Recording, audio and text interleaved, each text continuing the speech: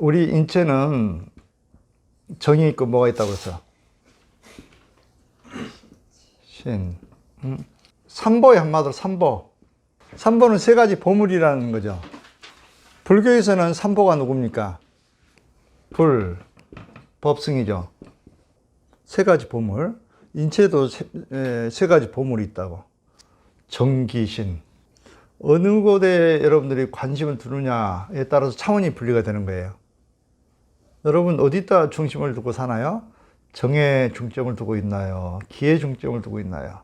신에 중점을 두고 있나요?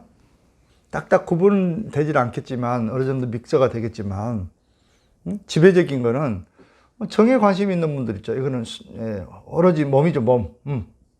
몸에만 이제 관심을 두는 분들. 정 차원의 생활하고 있다고 볼 수 있어요.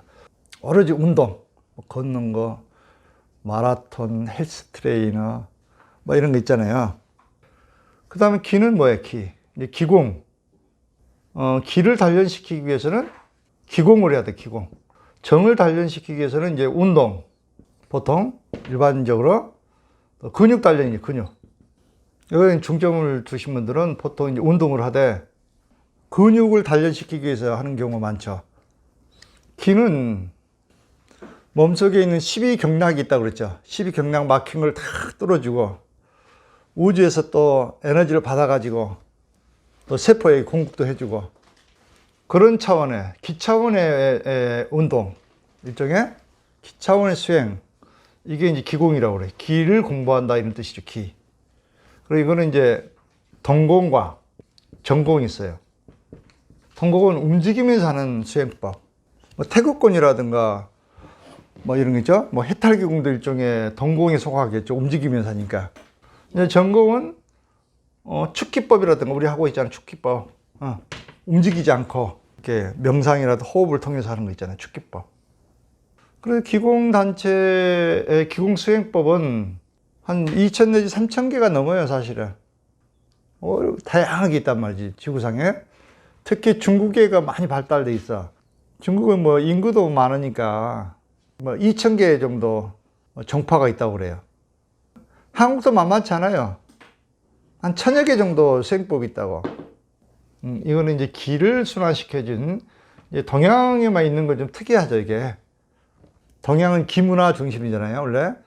이건 또 신차원의 수행법. 이거 뭐가 있어요? 대표적으로 이제 불교 명상이라든가 있죠. 또 각 종교에서 시행하고 있는 기도 수행법, 뭐 종교, 이런 것도 일종의 신차원이겠죠. 그래서 이제 우리 몸은 세 가지로 구성되어 있다. 균형 있는 운동을 하라는 거죠. 정차원의 수행만 좋다고 해가지고 마라톤에만 빠진 사람이 있고 또 뭐 헬스에만 빠진 사람이 있고 하잖아, 막. 이런 사람들은 이제 어느 정도 근력이 단련되면 순환을 시켜줘야 된다고. 너무 이렇게 근육이 생기고 그래도 순환이 안 되면은 에너지도 병을 일으키는 거예요. 병기가 돼버린다고. 그래서 이제 순환을 좀 시켜줄 필요가 있어요. 그리고 기차원으로 발전시켜야 된다고.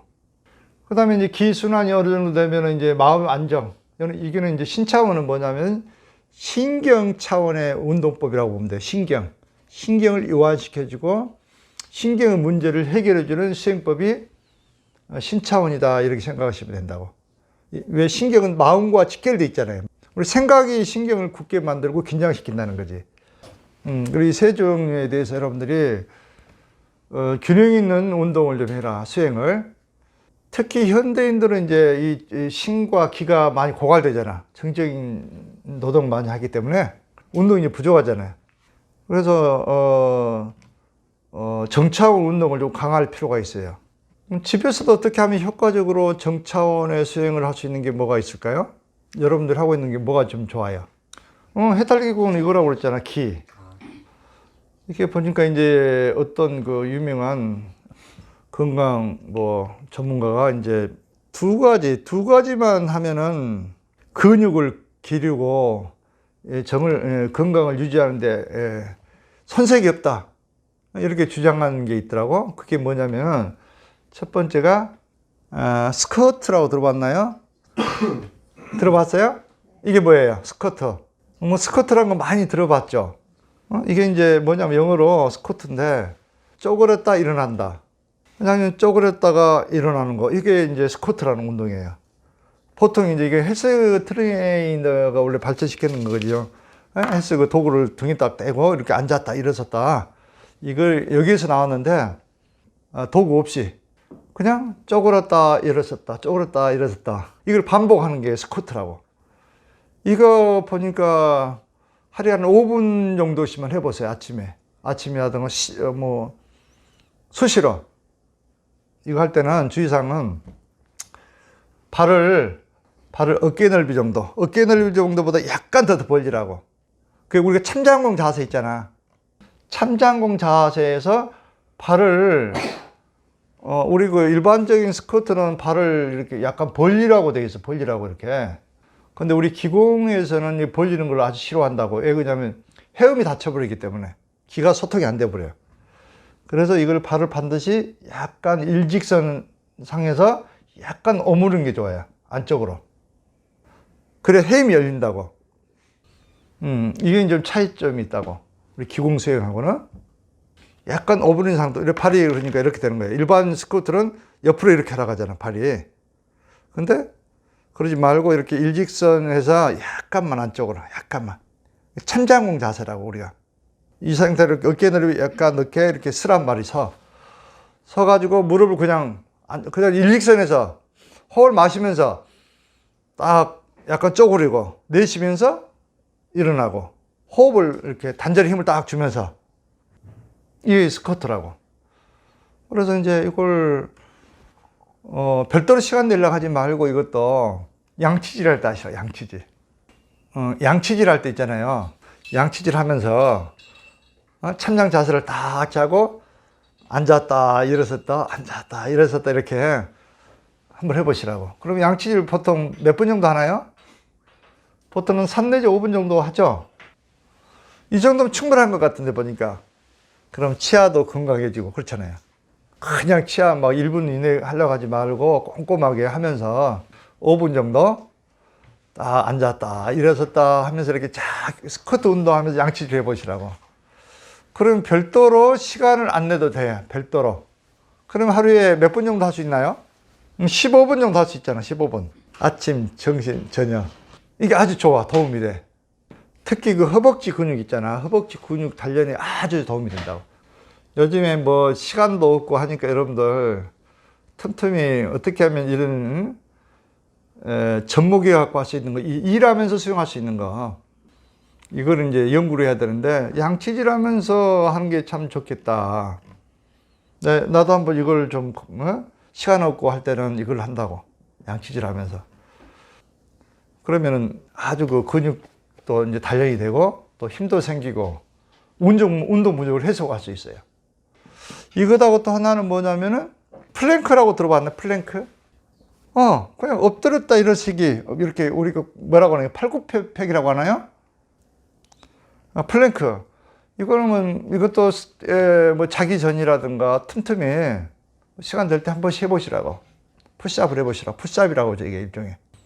이러면 어깨가 단련된다면 어깨도 단련되고 특히 오십견 예방에 아주 탁월한 효과가 있어요, 푸시업이. 그 정도를 여러분들이 좀 기본적으로 좀 하면서 하루에 한 30분 정도 이렇게 걷는다든가 그 정도만 해주면은 여러분들 필요한 근육도 단련시킬 수 있고 또 육체를 얼마든지 단련시킬 수 있다. 그다음 기는 뭐 해탈기공 또 측기법 이걸 이미 여러분들 많이 소개해 놨으니까 이걸 이제 여러분들이 좀 하시면 되고, 그 다음에 신차원에 이건 우리가 배운 것 중에서 뭘 하면 좋겠어요? 어떻게 하면 이게 신을 좀 단련시킬 수 있겠어요? 관상도 있고, 그렇지, 만트라 하면 정신이 없어지잖아요. 멍한 상태가 되고 잡념이 안 들어오잖아요. 만트라는 이점이 아주 많아. 특히 그 자기가 번전을 한번 모시라고 그랬죠. 번전. 그 번전을 항상 머리에다 딱 모시고 다니면서 만트라를 외우면은 엄청난 그 에너지 가피를 받는다 했죠. 그래서 만트라가 아주 좋고, 또 관상 수행 있잖아요. 이거는 뭐 자면서 하면 되잖아, 이거는. 그래서, 요즘에 이제 참 건강 문제가 화두인데, 어려운 시기잖아요, 지금. 코로나도 언제 끝날지 모르고, 이런 시기에 있어서 여러분들 건강 관리에 만전을 기해야 되겠죠?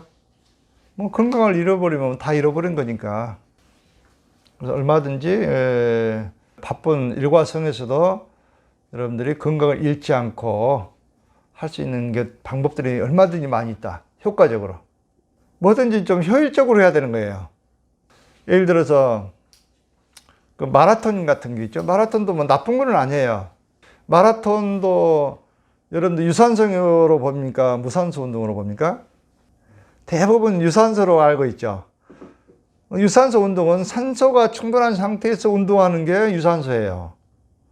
근데 마라톤은 유산소인 것 같지만 무산소 운동이란 말이지. 막 숨이 헐떡거리잖아요. 좀 뛰다 보면 산소가 부족하니까 막 숨이 헐떡거리는 거란 말이지. 그리고 순식간에 어느 정도 뭐 달리는 것은 유산소라고 볼 수 있지만 장기적으로 하면은 산소가 부족한 상태에서 이렇게 계속 숨을 헐떡거리고 뛰기 때문에 무산소가 되는 거거든요. 이런 분들도 몸을 좀 잘 풀어주면서 이제 젖산이 많이 생기기 때문에 몸이 막 굳어요. 이제 마라톤 하시는 분들 다리를 한번 만져보시라고. 다 굳어 있다가 막 통증도 이렇게 안 하면은 견딜 수가 없기 때문에 계속 해야 된다고 나중에는. 이런 분들도 잘 풀어주고 이렇게 하면 괜찮은데 나중에는 오히려 더 긴장되고 관절도 다 망가져. 또 보면은 그런 부작용도 많다는 걸 알고 하셔야 된다고. 또 나이하고 또 관계돼 있어요. 이것도 젊었을 때는 정차하는 운동을 좀 많이 하고 그렇죠? 나이가 이제 좀 들면은 한 중년기 때는 기공 위주로 좀 발전시키고 또 한 70 이상 좀 되신 분들은 이제 신차원으로 이렇게 전문적으로 수행하시고 그렇게 발전시킬 필요가 있어 또. 그래 연세가 너무 많이 드시는데 또 정차원도 필요하겠지만 뭐 무리하면 문제가 생길 수도 있잖아.